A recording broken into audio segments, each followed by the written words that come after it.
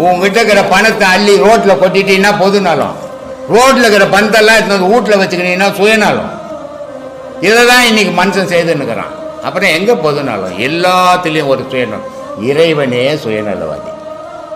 என்னை படைக்கலைன்னா நான் ஏன் இப்படி நாயா கத்திங்க எடுக்கணும்? அப்போ நான் அவனை பற்றி பேசணும். அதுக்காக என்ன படித்தான்? என் புகழுக்காக நான் பேசிக்கிறேன். இது ஒவ்வொருத்தரும் ஒரு வட்டம், இது ஒரு சுயநலத்துக்குள்ளே தான் சுற்றி வந்துன்னுக்குறோம். யாரும் பொதுநலம் கிடையாது. என் பொண்டாட்டி 4 நாளைக்கு எங்கன்னா அவங்க அம்மா வீட்டுக்கு போயிட்டாலுன்னா என் துணியை என்னால் துவைச்சிக்க முடியாது. வர வரைக்கும் நான் காத்துக்கணும் என்னுடைய சுயநலம். நான் 10 நாளைக்கு எங்கன்னா போயிட்டுனா அவளுக்கு சோறு கிடையாது. நான் வந்து தொட்டு குத்தாத சோறு. அவளுடைய சுயநலம் எனக்காக காத்துங்கிறான். இது எல்லாம் ஒரு 5 முகம் வச்ச குத்து விளக்கு, ஒரு தீக்குச்சியை வச்சு 5 முகம் குத்து விளக்கையும் ஏற்றிட்டான் ஒருத்தன். ஆனால் அந்த குச்சியை போட்டுட்டான்.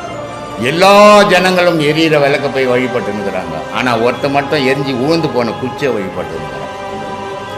ஏன் எரிஞ்சு போன குச்சியை வழிபடுறந்தம்மா? அந்த 5 விளக்கும் எரியறதுக்கு காரணமாக இருந்த பொருளை மனுஷன் வணங்குறதே கிடையாது இல்லையா?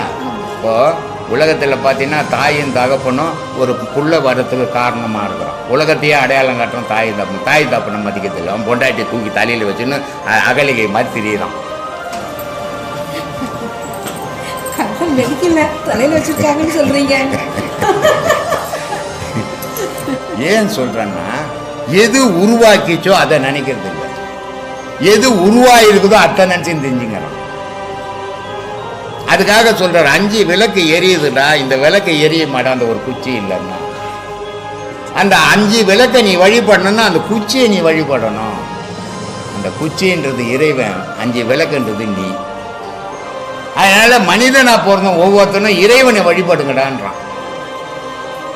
அவன் தாண்டா நன்றி உள்ளவன், இல்லைன்னா அவன் நன்றி கட்டுவன், கட்சியத்தை பார்த்துன்னு போறவன் அப்படின்னு சொல்றாரு.